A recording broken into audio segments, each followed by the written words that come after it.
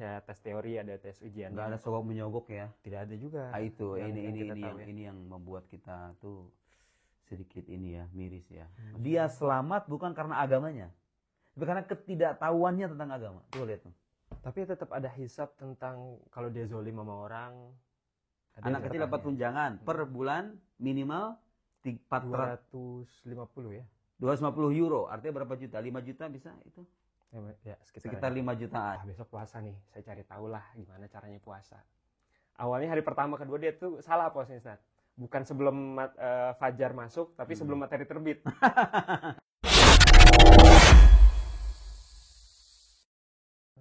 Oke, bismillahirrahmanirrahim. Alhamdulillahirrabbilalamin. Allahumma salli wa sallim ala sayyidina Muhammadin miftah bab rahmatillah adada ma fi ilmillah salatan wa salaman daimaini bidawami mulkillah wa ala alihi wa sahbihi adada kulli dzarratin alfa marra. Alhamdulillah, kita hari ini saya diminta sama Ustaz Nuruddin menemani beliau di ngobrol-ngobrol kali ini. Jangan deg-degan. Oh iya, maaf ya, ini agak nggak natural. Tadi tuh beliau datang ke sini tiba-tiba langsung, ayo kita syuting. Alhamdulillah. Gitu. Alhamdulillah. Oke, perkenalkan kita dulu. Kita mau berbagi dengan orang banyak. Menyangkut mungkin pengalaman, pesan sekaligus kesan-kesan kita selama di sini. Saya orang baru, ini orang lama. Ya Allah. Dua perspektif. Jadi sebagai orang pendatang sudah berapa tahun? Saya udah 8 tahun apa, Ustaz? Jalan 8 tahun. Di kampus apa? Kampus S1 saya di Stuttgart, Uni Stuttgart. S2 di RWTH. Jurusan Teknik Energi Terbarukan. Kalau AHAN itu kampusnya Pak Habibie kan? Kampus Pak Habibie. Nah, jadi ini saudara-saudara sekalian, Mas Ryan ini pertama dia kuliah di kampusnya Pak Habibie, sudah lama di Jerman, terus pastinya punya banyak pengalaman di sini. Seorang santri juga ya, berpeci ya kan, bisa bahasa Arab, bisa bahasa Inggris, bisa bahasa Jerman, bisa bahasa apa lagi? Bahasa Banjar. Bahasa Banjar. Orang Kalimantan. Banjar. Saya orang Tangerang. Bahasa Turki bisa dikit-dikit. Bahasa Turki, subhanallah. Dan aktif mengajar ya? Dikit-dikit. Iya, jangan dikit-dikit lah, banyak lah itu. Pelan-pelan. Jadi kita mau berbagi pengalaman, sharing mungkin ide, hal-hal positif yang bisa kita sebarluaskan kepada halayak menyangkut pernak-pernik kehidupan di Eropa ya. Pertama mungkin saya nggak tahu siapa yang jadi host itu sebenarnya. Saya juga bingung konsepnya. Gimana? Konsepnya pokoknya gimana? Saya nemenin aja. Pokoknya kita ngobrol aja lah. Oke. Dari Mas Ryan dulu. Apa tadi, perkenalan diri dulu ya. Iya. Saya aslinya dari Banjarmasin, di Jerman dari 2017. Masya Allah. Untuk pertama S1 dan alhamdulillah S2 kemarin baru selesai juga. Alhamdulillah udah ada istri, ini istri saya bantu. Masya Allah. Di balik dan sekarang layar. Ini jadi surprise ulang tahun. Iya, alhamdulillah, ini kebetulan ulang tahun. Alhamdulillah. Iya. Jadi alhamdulillah rabbil alamin, kemarin Ustadz di Düsseldorf, acara itu di Düsseldorf, setengah jam dari kota kami Essen, yang sudah kami tunggu dari cukup lama kehadiran beliau di Düsseldorf.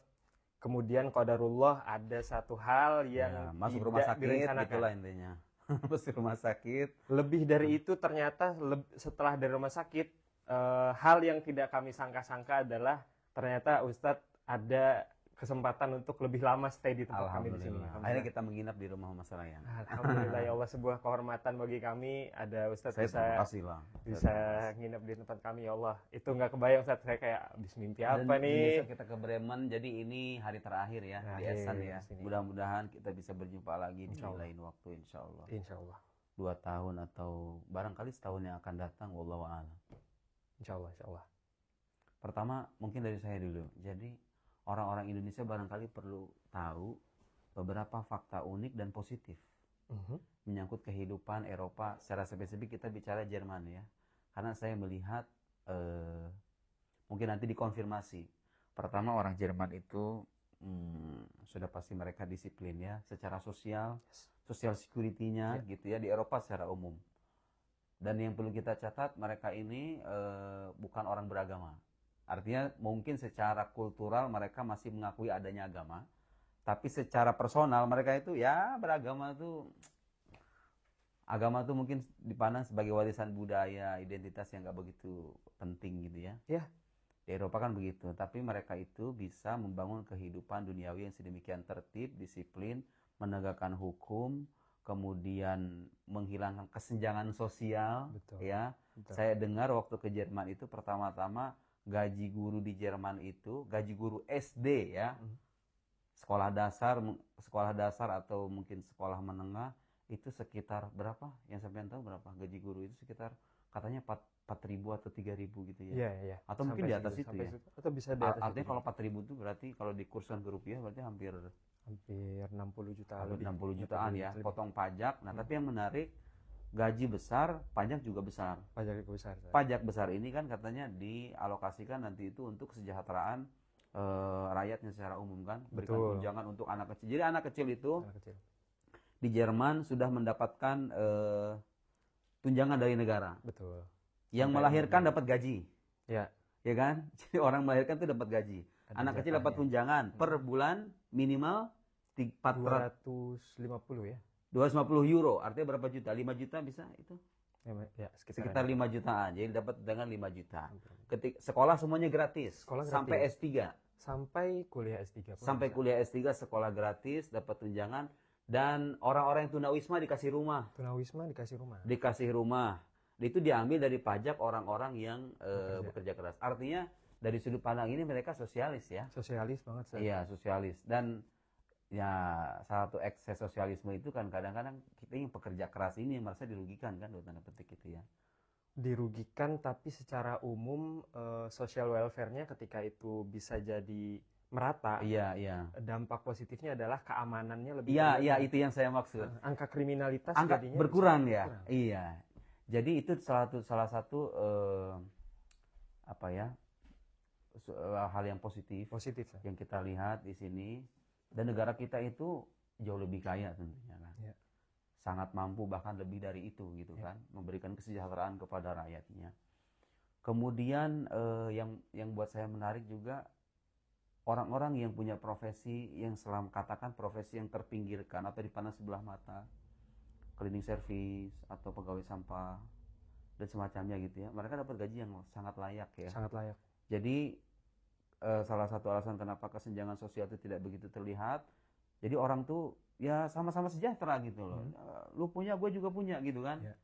Dan itu yang kemudian meminimalisir angka kriminalitas gitu loh. Betul.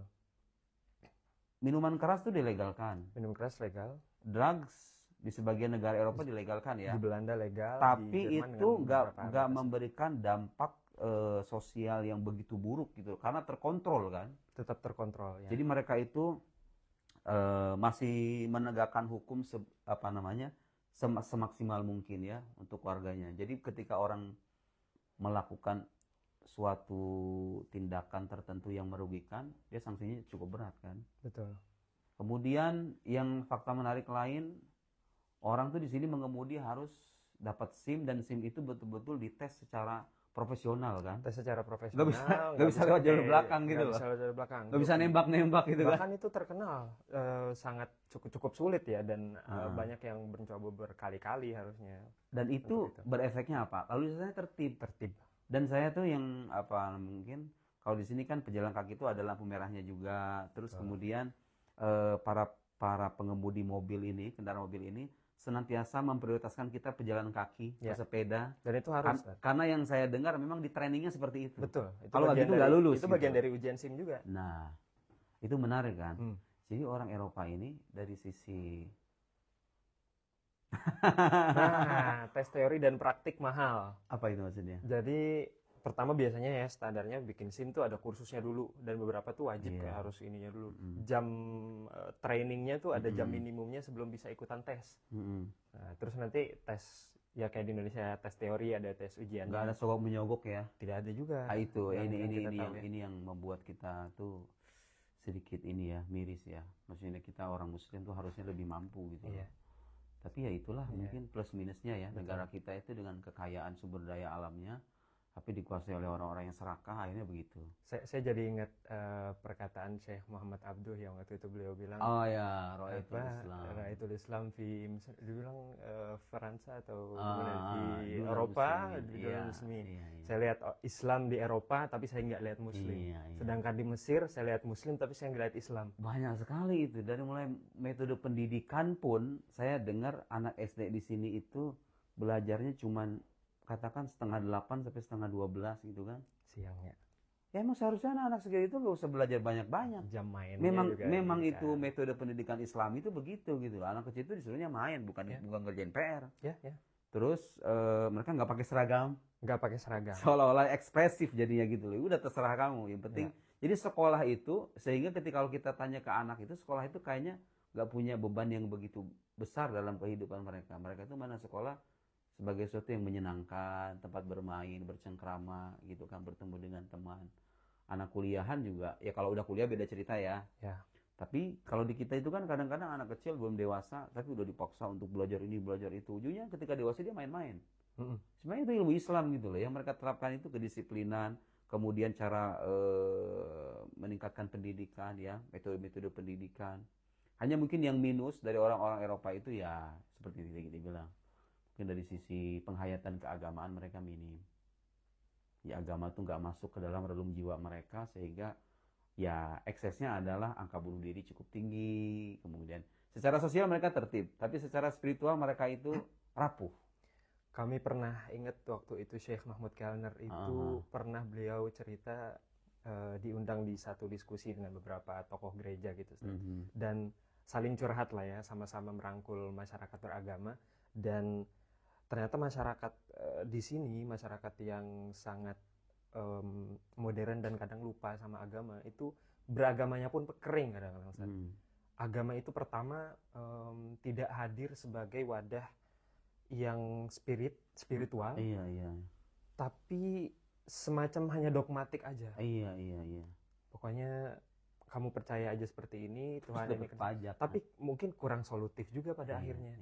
Kurang praktis juga, tidak bisa menjawab permasalahan kegelisahan mereka. Kegelisahan hati itu. Jadi makanya mereka itu berkesimpulan mungkin agama nonsens karena mereka nggak kunjung mendapatkan akses menuju agama yang tepat gitu loh. Agama yang bisa memenuhi kebutuhan intelektual, spiritual, dan sekaligus sosial. Kan selama ini mungkin orang Eropa nggak merasakan itu gitu loh. Dampak spiritualnya yang real bagi kehidupan saya, agama itu apa? Nggak ada. Dampak sosialnya, buktinya kita juga bisa tanpa agama gitu kan. Kemudian secara intelektual mungkin mereka juga yang nggak tahu agama. Kalau dalam hazanah keislaman kan kita punya kekayaan hazanah intelektual yang sedemikian luar biasa kan. Nah, mereka nggak punya itu. Jadi kesimpulan saya, orang-orang Eropa itu tidak beragama bukan karena benci agama sebenarnya. Karena mereka nggak kunjung mendapatkan agama yang tepat, penjelasan yang sesungguhnya tentang agama itu sendiri. Betul. Gitu. Dan banyak tanda tanya yang secara rasional mereka tidak bisa merasa puas gitu loh. Tidak puas. Jadi agama itu tidak memuaskan lah bagi mereka. Seperti ya Immanuel Kant kan kadang-kadang memang kritik dia terhadap rasio itu dan agama itu memang tidak disatukan dalam satu wadah yang bisa seolah-olah memang tidak bisa bersatu banget gitu. Dan fenomenanya yang kita lihat dari kawan-kawan itu kebanyakan katanya di gereja itu sekarang orang-orang tua aja yang mungkin udah merasa sepi, udah mencari Tuhan di usia yang tua. Sedangkan yang masih muda, pragmatisnya pajak gereja itu berapa ya? 10%. 12%. Jadi yang ini menarik nih. Orang malas beragama di sini karena pajaknya lumayan tinggi. Daripada saya beragama, mendingan tidak beragama nggak bayar pajak gitu kan. Dan sebagian besar juga kritis terhadap institusi pengelola pajak gerejanya. Nah pertanyaan saya tuh gini, itu ngapain gereja itu segede itu gitu, narik pajak buat itu? Gerejanya kan sepi. Gerejanya sepi, ngapain tarik pajak segede itu gitu? Nah itu yang saya tangkap. Tapi pengelolaan gereja itu yang saya tahu dari teman-teman juga banyak juga. Ada rumah sakit yang dari gereja untuk menggaji banyak lah ya, ada biarawan, pendakwahnya. Itu kan semua digaji dari uang itu juga. Gitu. Jadi memang perlu skema keuangan yang seperti itu. Tapi balik lagi, orang merasa mungkin melihat secara materialistik, untuk mereka nggak ada benefitnya sama sekali gitu.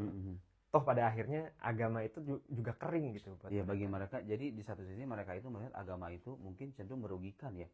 bagi mereka gitu ya. Secara keuangan. Iya, secara keuangan merugikan, kemudian dampaknya pun nggak begitu nyata gitu loh. Betul. Iya tadi keuangannya dipakai untuk rumah sakit, ada Caritas, ada macam-macam, itu punya Katolik. Sekolah-sekolah Katolik ataupun Kristen banyak juga di sini yang disupport oleh itu, bayar guru-gurunya, pendakwa-pendakwahnya. Itu saya mau nanya, jadi kalau apa ya, Eropa secara umum ya menerapkan ya sistem pajak tinggi itu ya. Artinya demi kemerataan sosial gitu lah ya. Jadi orang-orang, saya juga dengar di Belanda, di negara Eropa secara umum mungkin ya, bahwa orang-orang yang berprofesi semacam itu tuh, yang selama ini terlihat UMR, kadang ada UMR di seluruh Indonesia. UMR di sini berapa sih? UMR Gaji standar itu loh. Gaji standar minimum ya, kalau hitungannya per jam sekarang 13 euro ya.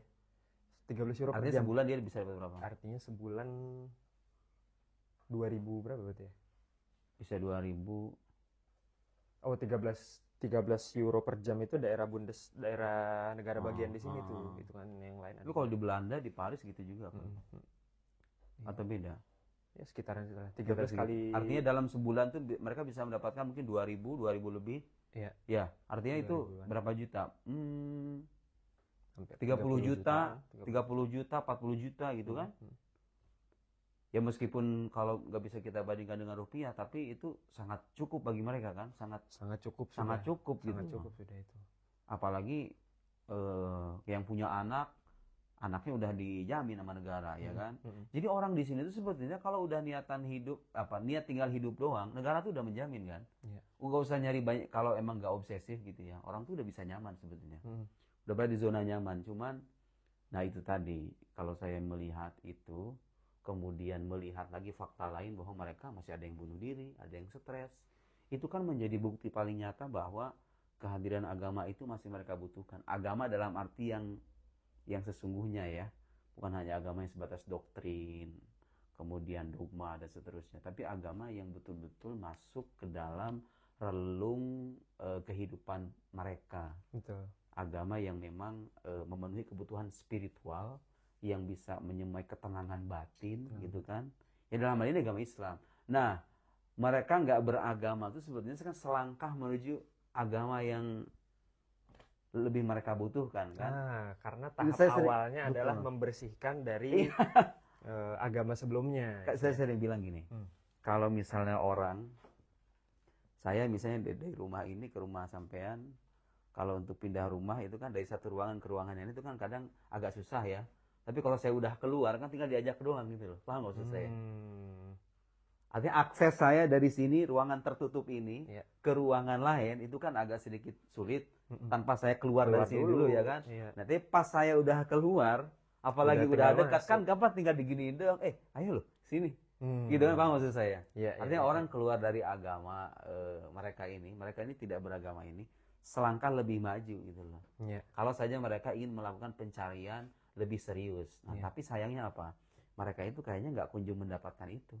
Karena permainan media juga gitu loh. Mereka taunya Islam itu ya agama ya kurang lebih sama lah sama agama yang begituan. Ya kan, agama teror, kemudian agama yang diskriminatif terhadap perempuan. Kan kadang-kadang begitu. Betul. Kadang citra nabinya juga di framing sedemikian buruk.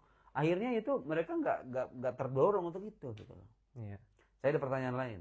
Bagaimana tantangan orang Muslim Indonesia yang hidup di sini dalam mempraktekkan tentunya ajaran keagamaan kita ya. Saya kan lihat dari cara mengatur sholat, itu kan susah kan. Puasa tuh berarti buka sama sahur tuh jadi satu kadang-kadang paket jadi satu kan. paket, ya belum selesai ini udah mau tarawih lagi gitu kan. Nah, jadi itu ada masyakoh gitu kan bagi orang-orang di sini. Bener culture shock kita waktu awal-awal dari Indonesia pindah ke sini. Segala macam dari waktu sholat kita kaget ya kan, selalu berubah-ubah tiap hari. Isya'nya udah tengah malam banget. Ini kan saya kesini summer. Summer tuh maghrib jam 10, Isya jam 2, subuh bisa jam 3 mungkin. Nah itu. Dan itu pun tergantung kalender ya. Kadang-kadang. Iya. Tapi kalau saya pakai nusuk itu, pakai nusuk. Kemudian zuhur jam 2, kemudian asar tuh jam 6 gitu kan. Maghrib sekitar jam 10. Nah, kalau winter gimana? Kalau winter maghrib itu jam 5-an kayaknya udah maghrib. Hari jam 5. Jadi sholat jarak waktu sholat tuh semakin Zuhur pendek. sama asar yang pendek banget. Pendek banget ya. Kalau summer tantangannya sholat isyanya malam banget, sholat subuhnya pagi banget. Kalau musim winter tantangannya sholat zuhur sama asar yang terlalu mepet banget. Kayak gimana tuh? Jadi zuhur katakanlah jam setengah satu. Asar tuh jam setengah 3. Jaraknya cuma 2 jam paling lama ke asar. Iya. Jadi dua waktu itu harus dikerjain di kampus atau di kantor. Kalau puasa itu kebanyakan summer ya? Musim ini sih bulannya Maret. Kalau Maret tahun itu ini kemarin. Musim fruling. Bukanya jam berapa itu kalau puasa? Bukanya jam 7 ya? Jam 7 masih mending lah. Ini sambil dibantuin behind the scene nih. Saya juga kadang-kadang ngeblank nih. Iya, itu jadi tangan tersendiri kan. Kemudian ya saya tuh menyimak juga beberapa kisah orang-orang muslim di sini yang mungkin terjebak dalam budaya orang Eropa ya. Terjebak dalam budaya orang Eropa. Kadang-kadang mereka ya tahu sendiri orang Eropa kan. Kadang-kadang terlampau berlebihan dalam mempraktekkan kebebasan atau mengkampanyekan hak asasi manusia, tapi kadang-kadang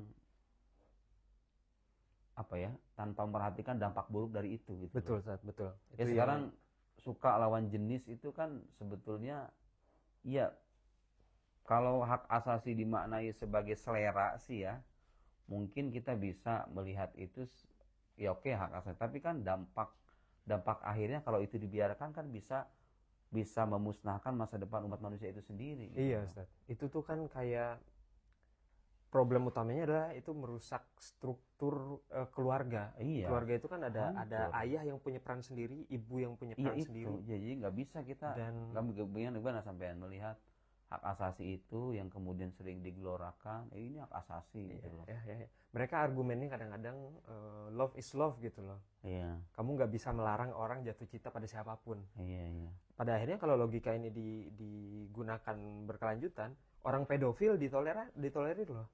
Harusnya sih ya. Dan itu yang lucu begini, kenapa kalau untuk bicara sejarah Nabi Islam, Nabi Muhammad nih katanya nikah sama perempuan begini. Sementara mereka sendiri itu pada prakteknya bilang menghargai kebebasan, hak asasi. Nah, gitu kan? Itu makanya penuh kontradiktif pada akhirnya.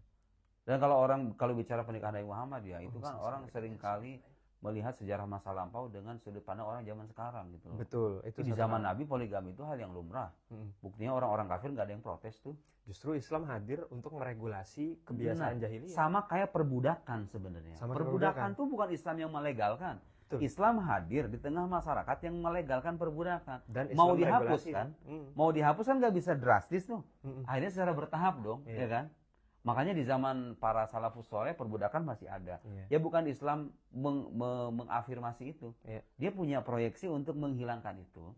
Cuma secara bertahap gitu. Memang begitulah metode dakwah yang ideal kan. Memang perbudakan itu kan awalnya merampas hak orang itu sehingga orang itu jadi budak kan? Iya. Dan Islam itu datang dengan ajaran yang ingin menghempaskan itu, cuman berproses. Orang suka salah paham gitu loh. Poligami juga hal yang lumrah di masa itu. Di masa sebelumnya apalagi. Bahkan nabi-nabi Bani Israel itu dikisahkan, istrinya ada katakan 100, wallahu alam, itu ada yang puluhan dan lain-lain, hal yang lumrah gitu loh. Nah orang zaman sekarang masalahnya seringkali melihat masa lampau itu dengan perspektif kekinian, ya kan nggak adil kan. Terus melihat pernikahan Nabi dengan Sayyidah Aisyah, ya kalau dilihat dengan versi zaman sekarang mungkin orang akan terheran-heran. Tapi kan di zaman dulu Sayyidah Aisyah itu sebelum menikah sama Nabi udah dilamar sama orang lain, namanya Mut'im ibn Adi. Orang nggak banyak tahu fakta itu gitu loh. Artinya menikahkan perempuan usia segitu di zaman itu bukan aib sama sekali.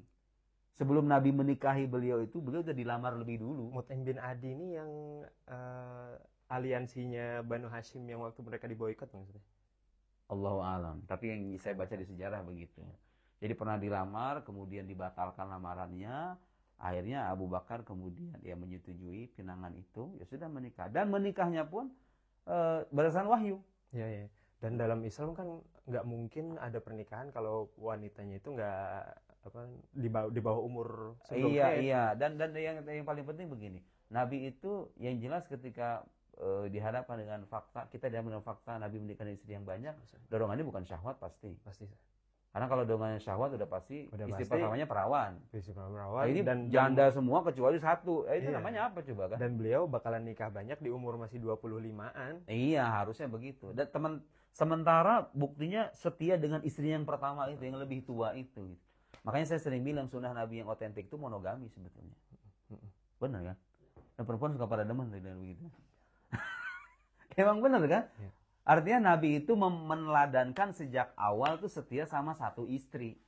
Manakala ada kondisi yang mengharuskan beliau untuk berpoligami, beliau berpoligami demi kemaslahatan dakwah Islam. Kadang perlu merekatkan hubungan pertemanannya dengan sahabat setianya, seperti dengan Sayyidah Hafsah misalnya, putri Sayyidina Umar. Atau alasan-alasan lain yang bukan dorongan syahwat gitu. Nah, orang-orang barat tuh kadang-kadang kan nggak sampai pada penjelasan kayak gini. Iya. Dari mana saya dapat penjelasan itu gitu? Taunya ya tampilannya doang. Katanya Nabi orang Islam tuh istrinya begini gitu. Itu yang saya maksud, orang Eropa itu mereka itu belum mengenal Islam. Mereka baru mendengar doang, mendengar ada agama namanya Islam lewat internet, kemudian dengan framing media yang sedemikian jahat, sehingga pada akhirnya dorongan mereka untuk mencari itu nyaris mungkin nggak ada ya. Ya, dan selalu berita-berita tentang Islamofobia ini lahir dari pencomotan suatu ayat atau bagian dari Al-Quran tanpa kontekstualisasi yang jelas. Jangankan yang memframing Islam jelek ya, bahkan sebagian dari umat Islam sendiri yang asal-asal ngaji aja salah paham itu, malah jadi radikal. Di Jerman juga jaringan itu tuh kuat. Kuat. Masya Allah, itu dari teman-teman kami yang mu'alaf. Banyak beliau bilang banyak beliau bilang yang salah pengajian itu banyak dari mu'alaf juga. Jadi mu'alaf bingung cari guru kemana, yang ada itu diikuti.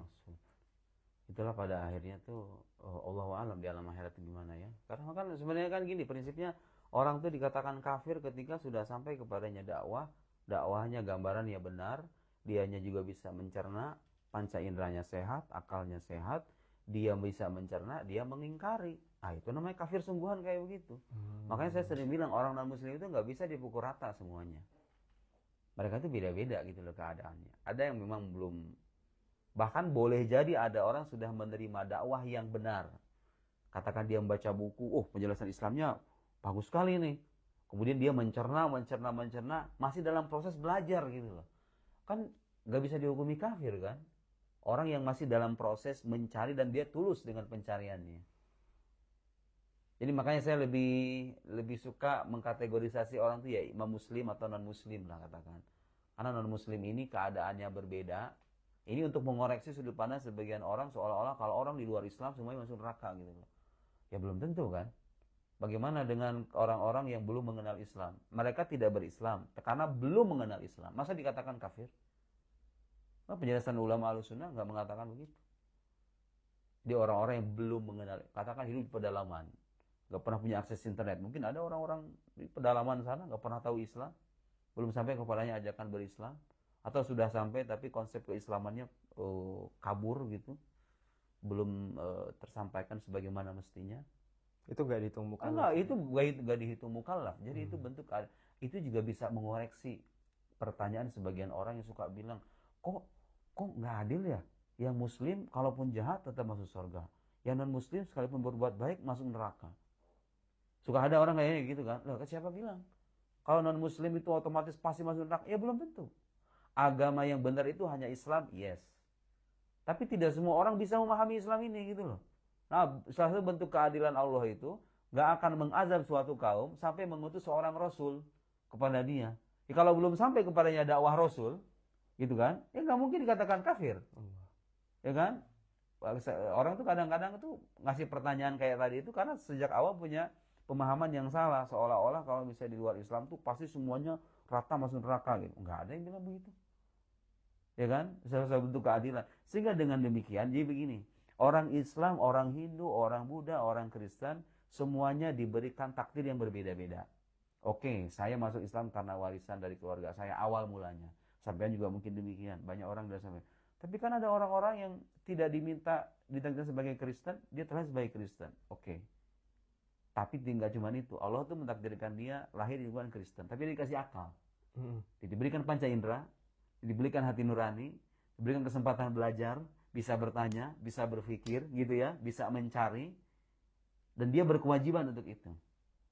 Jadi Adil kan? Jadi Adil. kewajibannya itu sebatas mencari, mencari, dan mereka wajib mencari. Dalam hal mereka sudah mencari secara serius belum sampai, itu nggak dihukumi kafir. Maksudnya dia nggak akan diabadikan di neraka gitu loh. Adil kan? Itu pelajaran yang saya dapat. Nah, penjelasan begini kadang-kadang suka disalahpahami. Soalnya kita membenarkan agama di luar agama kita. Oh enggak. Agama yang benar itu kita terikat dengan ayat yang menyebutkan inna dina indallahil Islam, ya kan? Tapi yang jelas faktanya kita lihat orang-orang non muslim itu kalau dilihat mereka itu belum menerima dakwah Islam yang sesungguhnya gitu loh. Oh, kalau begitu mendingan jadi mereka dong ketimbang kita yang susah payah ibadah salat 5 waktu. Oh enggak begitu. Toh pada akhirnya di akhirat nanti ada kategorisasi.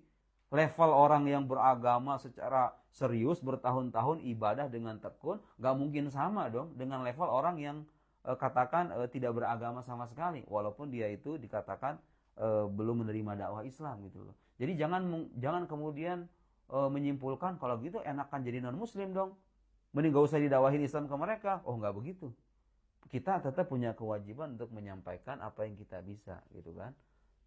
Nah, pada akhirnya Allah Subhanahu wa taala itu pasti akan memposisikan hamba-hambanya secara adil. Anda jangan membayangkan Anda yang muslim selama puluhan tahun sholat, kemudian melihat ada non muslim yang nggak pernah sholat, terus dengan alasan dia belum menerima dakwah dia selamat, Anda selamat, oke sama-sama selamat, tapi kan levelnya beda. Levelnya beda kan? Nah, justru itu bentuk rahmat ilahi kepada orang-orang yang belum mengenal agama. Nah, kita tidak ingin menyebutkan orang non-muslim itu semuanya di sini belum mengenal Islam. Enggak juga. Boleh jadi ada yang sudah mendapatkan dakwah itu dan mengingkari. Sehingga kekufuran berlaku bagi dia. Ada juga non-muslim yang boleh jadi masih mencari. Ya gimana kan? Coba saya ngeliat keadaan kayak begini, orang kapan belajar agamanya coba ya kan? Udah kesibukan bekerja ya kan? Bikin anak aja mereka udah kayak punya waktu kayaknya kan? Ya, yang punya banyak anak orang imigran kan. Jadi di sini tuh banyak imigran ya, banyak, dan orang Jerman tuh butuh penduduk karena mereka sendiri kekurangan penduduk gitu. Ya, saya pikir point of view bahwa ketika dia pikir oh jadi non muslim aja lah, apa yang nggak mukallaf aja lah, mending di daerah yang terdalam nggak harus ada lisan. Itu mungkin lahir dari pandangan bahwa sholat itu beban. Iya, padahal enggak sama sekali. Subhanallah. Sebenarnya ini masalah orang beragama. Ada orang-orang yang dia itu mengenal agama, memahami agama, dan menghayati pemahamannya tentang agama. Itu biasanya merasakan manisnya agama. Ada orang-orang yang mengenal agama dari kulit, kemudian tidak sampai meresap ke dalam hatinya. Biasanya orang-orang kategori kedua ini suka terbebani. Jadi sesuatu bagi mereka beban. Tapi bagi orang pertama itu kebutuhan. Kita itu kalau nggak sholat dan kita beragama secara serius, kita tuh merasa ada yang hilang gitu loh. Karena bagi kita sholat itu mahal. Itu kebutuhan rohani kita, sama kayak makan dan minum gitu loh. Saya sering bilang kalau pengajian tuh gini, kita tuh bisa makan sehari sekali kan. Bahkan kita nggak makan pun kita bisa bertahan hidup, survive. Tapi urusan sholat, Tuhan tuh sampai memerintahkan sampai 5 kali loh. Artinya kebutuhan rohani kita itu harus lebih penting sebetulnya. Dan lebih layak diperhatikan ketimbang kebutuhan jasadi, betul nggak? Ya kan? Urusan makan kita bisa sehari sekali, tapi urusan ibadah tuh kebutuhan rohani sampai 5 kali disuruhnya. Karena memang settingan diri kita tuh begitu gitu loh. Ada ruh, ada jasad. Kalau ada ketimpangan, biasanya itu pada akhirnya orang nggak bisa merasakan manisnya hidup. Nah, tapi manakala kebutuhan rohani terpenuhi, kebutuhan jasadi terpenuhi, maka itulah yang pada akhirnya menciptakan kehidupan yang seimbang. Di Eropa, orang-orang itu bisa memenuhi kebutuhan jasadi manusia secara layak, ya kan? Ada tunjangan, kesejahteraan, dan lain-lain. Tapi mereka tidak bisa memenuhi kebutuhan spiritual. Di tanah air kita, ceramah keagamaan di mana-mana, azan berkumandang, masjid seabrek-abrek, kiai, ustadz itu tiap hari tampil di berbagai forum. Artinya kita itu udah surplus lah sebetulnya, udah kelebihan gitu kan. Tinggal pengamalan doang yang kurang. Betul. Pengamalan doang, tapi ya itu tadi gitu loh. Secara duniawi kita dikuasai oleh orang-orang yang serakah, gitu kan. Sehingga banyak rakyat yang miskin, yang terpapar. Pada akhirnya begini, saya beristilah begini. Allah itu kayaknya emang sengaja menciptakan dunia ini gak sempurna. Subhanallah. Iya kan? Ya. Orang Islam sholatnya rajin, kok koruptornya banyak? Pondok pesantren hampir setiap sekian meter ada pondok pesantren, tapi koruptornya juga banyak. Perahu kriminalnya juga banyak. Negara Islam, miris kan? Miris. Lihat ke Eropa, orang yang tidak beragama lebih banyak. Bahkan kebanyakan ateis mungkin orang Eropa itu. Agama cuma paling ini doang gitu. Tidak beragama, tapi hidupnya tertib, disiplin, lalu lintasnya di kantor, di ini semuanya teratur secara rapi gitu kan. Tapi sisi spiritualnya kosong. Pada akhirnya miris juga kan. Memang sengaja Allah menciptakan dunia ini tidak sempurna gitu loh. Supaya apa? Supaya kita sadar bahwa ya kesempurnaan itu memang hanya milik Dia saja. Nah, tugas kita itu mengambil yang positif dari ini, kita praktekkan sebisa mungkin. Kita ambil positif dari sana, praktekkan sebisa mungkin. Dan kita paling saling melengkapi satu sama lain. Iya. Memang begitulah dunia itu di settingnya begitu gitu loh. Pada akhirnya itu nggak bisa kita memandang ada negara yang sepenuhnya ideal sesuai dengan ekspektasi orang banyak, itu kayaknya nggak ada sih ya. Eropa sendiri yang sering diagung-agungkan, nilai-nilai keislaman itu terwujudkan secara nyata. Secara sosial oke. Secara social security mungkin itu nampak sekali. Tapi kan pada akhirnya ini mereka kosong. Ada filsuf yang berargumen kalau Tuhan itu memang ada dan Tuhan itu maha kuasa, kenapa Tuhan menciptakan manusia itu banyak kurangnya? Kenapa kok kita bisa mati? Kenapa nggak Tuhan, kalau Tuhan maha kuasa dan maha sempurna, kenapa nggak menciptakan manusia? Dia bisa ya kan? Tapi kan memang itu yang Tuhan inginkan. Walau syaa rabbuka la amana man fil ardi kulluhum jami'a. Kalau Tuhan itu mau, apa tuh katanya? Berkat imigran banyak toko halal. Nah, iya ini fakta menarik. Jadi banyak imigran di sini itu justru menggerakkan ekonomi. Menggerakkan ekonomi. Betul. Ya. Itu tadi kita balik karena kita kan nyari yang halal-halal nih. Betul. Itu juga di antara hikmahnya ya. Orang Jerman tadi itu sendiri banyak yang terlalu suka kerja sampai lupa menikah. Sehingga butuh imigran. Kalaupun mereka menikah, kebanyakan pertimbangannya adalah supaya pajaknya bisa diatur nih gitu. Perbandingan pajak antara suami sama istrinya. Kalau suaminya bisa dapat doang lebih banyak, dia kelas pajaknya yang ditukar sama istrinya kayak gitu. Gitu. Apalagi fakta lainnya apa? Kita udah berapa menit sini ngomong? 36 menit. Masih dikit lagi lah. Apa lagi? Saya banyak lagi yang mau diomongin tadi itu. Sampai mana tadi itu? Ya memang Tuhan menciptakan sistem dunia ini penuh kekurangan sebenarnya. Iya. Memang kehidupan sempurna bukan di sini gitu loh. Betul. Ada. Kehidupan sempurna yang Anda bayangkan tidak ada penderitaan, tidak ada penyakit, tidak ada kesedihan, tidak ada keringat. Itu ada. Cuman nggak sekarang, itu nanti gitu loh. Iya. Dan Tuhan menjanjikan itu melalui nabinya yang terpercaya. Iya. Anda nggak usah mengekspektasikan sekarang. Sejak awal dunia ini memang disettingnya begitu. Iya. Karena ini tempat kita sekolah gitu, tempat kita diuji. Namanya sekolah nggak usah berharap dapat piala sekarang lah. Waktunya kita ujian tuh nanti, rewardnya bagi rapotnya nanti gitu loh. Kan nggak tahu diri kalau ada mahasiswa di masa ujian minta pembagian rapot. Iya. Atau minta reward dari hasil belajarnya, gimana ceritanya? Dan satu lagi yang saya lihat, saya lupa pernah baca di mana gitu. Jadi justru nikmat, dan ini kita rasakan misalnya ketika puasa. Nikmat itu makin nikmat rasanya kalau ada keterbatasan di situ. Iya. Justru kalau unlimited jadi hambar rasanya. Bayangkan satu variabel aja dari keburukan yang selama ini ingin dihindari manusia, rasa sakit. Rasa sakit hilang, sehat pun jadi meaningless kan. Ya udah, orang nggak ada mananya lagi sehat itu apa? Buat apa saya sehat? Sehat itu sendiri apa gitu loh. Orang kan mungkin bayangkan dengan adanya penyakit itu muncul dokter, muncul farmasi, ada jutaan manusia mendapatkan mata pencaharian hidupnya dari orang-orang sakit. Jadi suatu keburukan, kata Imam Ghazali ini, yang menjadi perantara bagi terlahirnya kemaslahatan yang besar, itu sebenarnya bukan keburukan. Paham nggak maksudnya? Jadi di dunia ini nggak ada sesuatu yang 100% buruk, tuh nggak ada.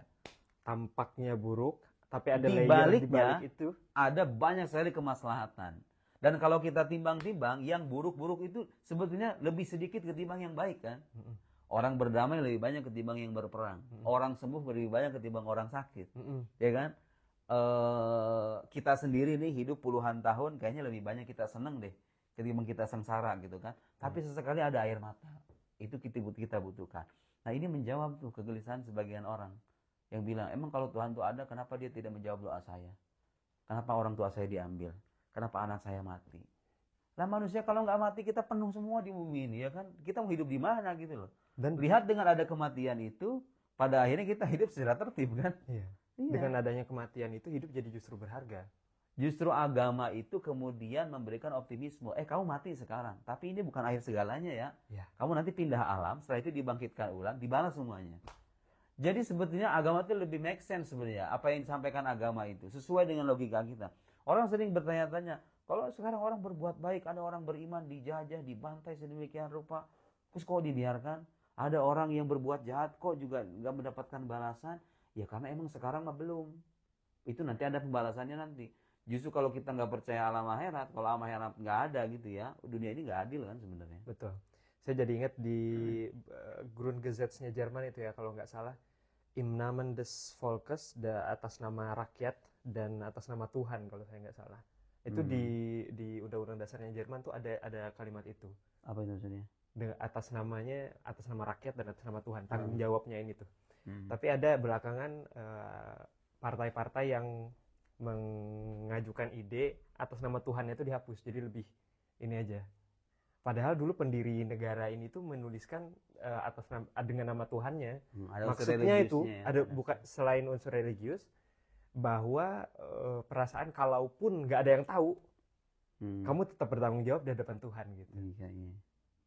Iya sih. Dulu ya, itu dulu. Ini sebenarnya gini, orang beragama kalau dia jujur dengan agamanya, menghayati agamanya dengan baik, itu bisa mengoreksi banyak hal dalam aspek kehidupannya, kepribadiannya, cara berpikirnya, tindak tanduknya. Orang tuh kalau percaya Tuhan kan merasa diawasi kan. Artinya kalau orang percaya Tuhan beneran gitu ya, dia tuh akan takut loh menzolimi orang lain. Itu kan salah satu dampak nyata dari agama kalau dihayati dengan benar. Kita itu nggak akan menyepelekan perbuatan baik, karena kita tahu sekecil apapun perbuatan baik pasti akan dapat balasan. Kita nggak akan mengentengkan kezaliman, karena sekecil apapun kezaliman akan ada balasannya. Jadi kalau orang percaya alam akhirat, dia akan terus hidup produktif, karena dia tahu bahwa saya akan meninggal, saya akan harus membawa bekal. Pada akhirnya tuh kepercayaan terhadap agama itu ya sangat dibutuhkan gitu loh pada akhirnya. Terlebih dia memenuhi kebutuhan spiritual kita. Sebagai manusia emang perlu dengan itu gitu. Saya jadi ingat dulu ada waktu saya di Stuttgart itu pengalaman, saya teringat hadis Nabi pernah bilang di antara satu cabang iman yang paling lemah itu menyingkirkan duri dari jalan ke pinggir. Iya. Di sini saya pernah kelakuan kan kadang-kadang sering ada bekas-bekas botol pecah gitu, ada orang mabuk malam hari terus botolnya dipecahkan, belingnya di pinggir jalan. Saya pinggirin itu, saya pungut, saya pinggirin. Teman saya nanya, kamu ngapain pinggirin itu? Ya nggak apa-apa, saya bilang, biar orang nggak ada yang kena aja. Wah kamu baik banget ya kan gitu. Gitu ya. Gitu. Iya itulah. Cuman saya nggak langsung bilang, nih kamu masuk Islam aja. Jadi gini, jadi sebenarnya orang Eropa itu kalau seandainya tahu Islam sebagaimana adanya, yang beneran gitu ya, versi benernya, hanya mereka tuh mau deh beragama itu sebenarnya. Kan mereka butuh gitu loh. Ya pertanyaan mereka, udah dapat itu atau belum? Kayaknya sih belum gitu loh. Ya akses mereka apa? Bahasa Arab nggak bisa, ya kan? Akses melihat penjelasan agama Islam juga mungkin terbatas dengan media yang udah di framing sedemikian rupa. Akhirnya ya begitulah. Nah ada pendapat ulama, orang-orang yang belum menerima dakwah Islam secara tepat itu, mereka dihukumi sebagai hukum ahlu fatrah. Itu bukan pendapat yang kontroversial, itu bentuk keadilan Allah gitu. Kalau orang belum menerima agama beneran ya, beneran belum, atau sudah tapi gambarannya masih cacat gitu kan, itu nggak bisa dihukumi kafir dan di akhirat nanti bisa mendapatkan keselamatan. Dia selamat bukan karena agamanya, tapi karena ketidaktahuannya tentang agama. Tuh lihat tuh. Tapi tetap ada hisab tentang kalau dia zolim sama orang, dia tetap ada hisabnya sendiri maksud. Ya ulama beda pendapat pada akhirnya. Apakah nanti yang jelas tidak diabadikan di neraka. Itu kata kuncinya. Jadi kalaupun dia masuk neraka, dia nggak akan diabadikan. Karena belum sampai kepadanya sesuatu yang hak gitu loh. Yang sampai kepadanya itu kebatilan yang dibungkus dengan agama gitu kan. Oh enggak. Nah, ini yang kadang-kadang orang Muslim sendiri itu nggak ngeh gitu loh. Itulah bentuk keadilan Allah sama hamba-hambanya. Dan saya ya mungkin kalau di sini ikut merasakan ya, oh orang tuh mandang. Saya kan waktu di rumah sakit tuh ada orang yang Nah, diceritain di rumah sakit. iya itu yang nggak berani. Saya bilang, do you believe in God? Are you Catholic or Protestant? Dia bilang, Ini sama pasien. Dia bilang, I'm Protestant. Oh, okay. Saya iseng. Can I ask you question? Yes. Do you believe in God? No. Oh gitu. Dia pernah aku Protestan. Tapi dia mikir dulu. Iya. Sejenak. Iya mikir sejenak. No katanya. Terus saya biasa lah gitu ya ngasih argumen kecil-kecilan. Saya bilang kalau saya tidur di atas spring bed begini, ini sebenarnya pasti ada yang buat dong. Ya kan? Saya pakai baju pasti ada yang mendesain dong. Saya di hadapan saya ada buku, ini ada writernya dong gitu kan. Kenapa Anda tidak percaya bahwa alam juga ada yang menciptakan gitu? Dia bilang nggak coba. Everyone can believe anything. Setiap orang tuh bisa percaya apa saja. Dan itu hak dia gitu. Bagi orang Eropa tuh percaya itu sesuatu yang subjektif aja gitu. Yaudah, kamu mau percaya ini, udah urusan kamu percaya. Saya tidak mau percaya gitu. Oke. Dia bilang saya percaya Big Bang kata dia. Bahwa alam ini ya bermula dari ini. Dan sebenarnya saya bilang saya juga bisa percaya gitu dengan Big Bang. Cuma saya melangkah lebih jauh. Iya. Gitu orang behind Big Bang. Iya, behind Big Bang, the ultimate cause behind Big Bang gitu ya. Jadi sebab atau first cause di balik itu, dan itu kan perkara logik kan. Iya, betul. Kita melihat proses alam, kita mendengar penjelasan saintifik tentang alam semesta, kalau memang data-datanya valid nggak kita ingkari. Iya. Tapi apa yang ada di balik itu kan itu juga pertanyaan lain harus dijawab gitu loh. Dan sains nggak bisa ngejawab itu karena bukan domainnya. Sains kan hanya membahas tentang fenomena alam semesta saja. Memang betul. Emang lingkupnya itu gitu loh. Dan itu juga yang dituliskan Stephen Hawking. Stephen Hawking tuh dia nggak percaya Tuhan. Dia mengatakan kalau ada Tuhan tuh ya hukum fisika itu sendiri gitu kan, hukum alam itu sendiri. Ya karena dia sebagai seorang saintifik dia hanya mengamati itu saja. Dan dia tetap membatasi. Dia bilang ilmu sains memang tidak akan bisa mendefinisikan Tuhan gitu loh, karena memang bukan domainnya. Dan kita pun mengatakan itu. Iya. Kita orang beragama mengatakan memang sains itu bukan domainnya untuk bicara tentang Tuhan. Yang kemudian melangkah lebih jauh membuktikan Tuhan ada di balik proses kebermulaan alam semesta itu analisis rasional kita. Iya. Yang berbasis pada logika gitu loh. Lah iya dong, kita pengen nanya itu berproses begitu tuh di baliknya ada apa sih gitu kan? Kan logik kita tuh kadang-kadang berpikir gitu, percaya kausalitas gitu loh. Kita melangkah jauh, kita jawab itu Tuhan, itu kan. Setelah kita kemudian mengajukan satu hipotesa, 2, 3, oh mungkin ini, mungkin itu, tapi berdasarkan rasional yang ketat, orang sampai pada kesimpulan, ya pastilah yang menciptakan alam itu beda dengan alam. Gitu. Beda dengan alam punya ketergantungan, dia nggak punya ketergantungan. Alam terbatas dengan space and time. Dia pasti terbebas dari itu karena dia yang menciptakan alam. Dia ada sebelum semua itu ada gitu. Jadi ya mungkin tapi pada akhirnya dia cuma bengong aja kayak ini emang mungkin ya naluri manusia kalau dia jujur dengan akal sehatnya gitu ya sebenarnya sangat logik kalau dibilang ada yang buat. Cuma itu tadi mereka kan sudah kadung terkurung dalam sudut pandang bahwa iman tuh hanya sebatas percaya, nggak usah didiskusiin. Jadi saya bilang pada akhirnya, jadi Anda melihat iman sebagai sesuatu yang tidak layak didiskusikan? Yes. Bagi saya iman itu ya sudah urusan pribadi saya. Tapi dia dengan penuh keramahan jawab begitu. Bukan kayak orang ateis yang ngotot bilang Tuhan nggak ada. Memang itu orang yang sebetulnya bingung. Cara berpikirnya sudah terdesain sesuai dengan cara berpikir orang Eropa itu sih menyangkut agama gitu loh. Jadi mereka tuh kayak nggak tertarik bisa bicara begituan. Apalagi hidupnya udah enak gitu. Iya.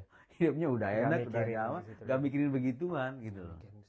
Saya jadi ingat waktu itu saya pernah ngobrol sama teman saya orang Polandia. Dan backgroundnya juga lupa Katolik atau Kristen gitu.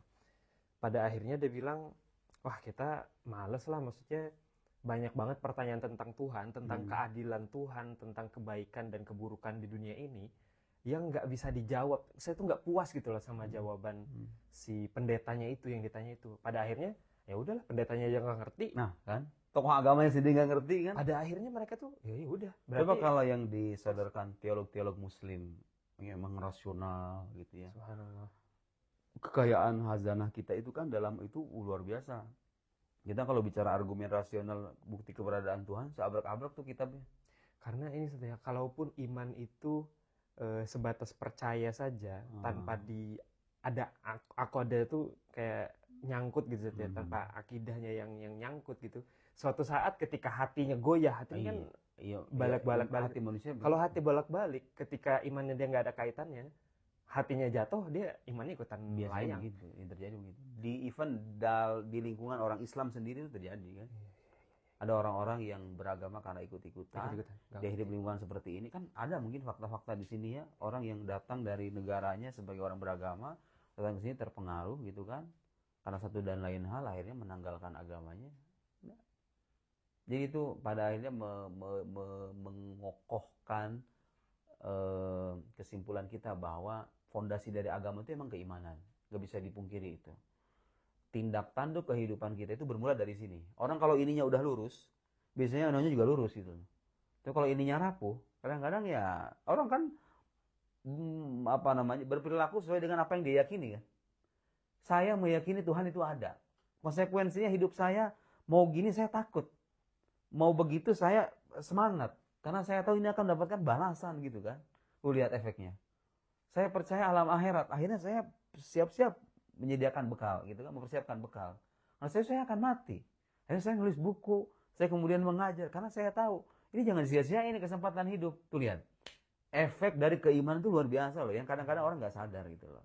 Di saat kita terpuruk, kita kecewa berat dengan kenyataan hidup yang nggak sesuai dengan harapan, orang yang nggak punya iman itu biasanya hopeless. Ya kan? Saya mau kemana lagi gitu kan? Bagi dia ini kehidupan yang segala-galanya, kemudian dia hilang, ya sudah, mendingan mengakhiri hidup aja. Kayak seolah-olah hidup ini kerja, capek pulang, tidur, Itulah, biar besok bisa kerja lagi. Itulah orang sini kan? Apa nih yang dicari dalam hidup ini? Itu pertanyaan besar buat mereka. Bagi mereka kan? Iya. Lihat, subhanallah. Pada akhirnya tuh pelajaran berharga bagi saya, mungkin semakin mengokohkan kepercayaan kita sendiri ya, iman kita sendiri. Tadi udah berapa menit sih? Berapa menit? 51. Dikit itu lagi. Tadi teman-teman saya yang mualaf ceritanya yang dia tuh convert di umur 21, masih muda banget. Tadinya dia anaknya nakal, sampai di satu titik dia merasa, wah, masa sih hidup ini capek kayak gini-gini aja. Ntar kalau udah gede ngumpulin duit, mau kemana sih kita? Akhirnya dia tertarik sama ide-ide alam semesta, kosmologis apa segala macam. Tapi dia belum tahu agama itu kayak gimana gitu. Dia nggak terpikir tentang Islam awal itu saat. Bukan jauh dari opsi pertama ya. Sampai satu titik di mana banyak kasus Islamofobia dan Islam itu banyak dijelek-jelekan.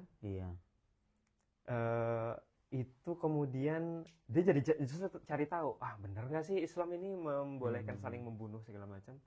Dia cari tahu. Dia pernah pengen beli Al-Quran, cuman dikasih tahu sama temannya, terjemahan bahasa Jerman ya, kamu kalau harus pegang itu harus wudhu dulu. Akhirnya nggak jadi. Nggak jadilah, males ini apaan sih harus begitu-gitu dulu.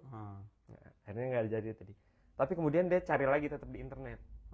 Sampai dia di suatu ayat, Allahumma shalli ala Muhammad, ya Allah, kok saya juga lupa ayatnya. Ayat tertentu dalam Al-Quran. Ayat tertentu dalam Al-Quran. Yang menurut dia, yang ini, yang kalau misalnya kamu dizolimi, kamu boleh melakukan balasan dengan kadar tertentu itu. Tapi lanjutannya lebih baik kalau kamu memaafkan. Itu dia bilang, wah ini fair dan penuh kasih banget, dia bilang. Kenapa saya nggak cari tahu lebih lanjut gitu. Akhirnya sampai satu titik mendekati bulan puasa, dia bilang, wah besok puasa nih, saya cari tahu lah gimana caranya puasa. Awalnya hari pertama kedua dia tuh salah puasanya, Ustaz. Bukan sebelum fajar masuk, tapi sebelum matahari terbit. Tapi dia benar nggak minum. Sampai maghrib baru dia makan minum. Kayaknya sampai sebulan deh. Sebulan? Iya kayaknya. Puasa beneran ya? Iya. Sebelum masuk Islam? Entah sebulan atau kayaknya mungkin hampir sebulan. Ada yang bilang ke dia, kalau kamu udah mulai puasa, sholat juga aja sekalian. Belum sadar. Terus saya bilang, gimana kamu belajar sholatnya, kan belum ada yang ngajar. Download app, dia bilang. Ada yang ngajarin bacaan sholatnya pelan-pelan, terus diikuti. Dia bilang kayak gitu. Itu tahap pertama dia merasa, ini memang ada satu ritual yang menyambungkan kita tuh sama Sang Pencipta. Sampai saya bilang kemarin, orang Jerman yang awalnya punya mindset sukses itu ditentukan oleh usaha kamu, gagal itu ditentukan oleh usaha kamu, sampai ketika kita ngobrol kemarin, itu kok dia bisa punya mindset bahwa segala sesuatu tuh diatur sama Allah. Nggak ada khawatir sama sekali. Bertolak belakang banget kan? Iya. Loncat dari satu pagar ke pagar lain gitu loh. Itu Ustaz. Itu agama mengubah kan? Dan dia baru Islam 2 tahun setengah. Nah, sekarang matanya biru, rambutnya pirang, badannya tinggi. Dan sekarang istiqomah. Tapi senyumnya, Allahu Akbar. Lihat mukanya tuh senyumnya tuh penuh bercahaya gitu, Ustaz. Kadang-kadang kan kita bisa lihat orang itu ada yang ada vibes-nya gitu. Tapi ini, Masya Allah. Itu semoga. Itu Syekh Mahmud Kellner, Ustaz, yang di Osnabrück. Mungkin Ustaz juga. Iya. Sempat ketemu kemarin ya, Masya Allah. Luar biasa itu, alim kabir. Alim, Masya Allah. Nah, itulah ya obrolan kita dengan Mas Ryan. Ini nggak tahu siapa yang jadi host, siapa yang jadi pembicara. Ya Allah, ini saya yang belajar dari Ustaz. Sebenarnya banyak lagi obrolan kita yang nggak direkam. Masih banyak. Cuman netizen zaman sekarang kalau udah lewat dari 1 jam nggak bakal ditonton. Ya. Nah, jadi kita udahi aja. Terima kasih banyak bagi yang sudah menonton. Kalau ada Terima yang kasih banyak untuk kurang, Mas Ryan yang sudah menyediakan pertama tempat tinggal untuk kami selama di sini. Terima kasih juga untuk Mas Ayub, kemudian Mbak Rina, ada Teh Zahra, ada Mas Khairul. Inilah orang-orang yang menemani kami selama seminggu di sini. Alhamdulillah, mudah-mudahan kita bisa berjumpa di lain waktu. Kita diberikan panjang umur, sehat semuanya. Saya bisa kembali ke Eropa. Amin. Di momen yang. Ntar kalau balik ke Eropa kesini lagi. Insya Allah. Jadi banyak dua tanda petik, banyak hutang saya kalau kesini. Artinya harus kesini, harus kesini karena banyak keluarga. Alhamdulillah. Tapi kita sangat gembira dengan semua itu karena bagaimanapun semakin banyak keluarga kan hidup kita semakin lebih mudah. Insya Allah. Jadi ini tali silaturahim. Hikmah saya di sini. Saya bisa bersilaturahim dengan banyak orang baik. Alhamdulillah. Yang kemudian mudah-mudahan kebaikan itu terlimpah untuk kita semua dan saudara-saudara kita, anak cucu keturunan kita. Mudah-mudahan anak-anak kita dijaga agamanya, diberikan keistiqomahan. Kita juga sebagai muslim ya di tengah perantauan mudah-mudahan diistiqomahkan untuk menjalankan ajaran Islam dan diwafatkan sebagai muslim. Amin. Hal itulah harapan akhir kita semuanya. Sekian dari kami. Assalamualaikum warahmatullahi wabarakatuh. Waalaikumsalam.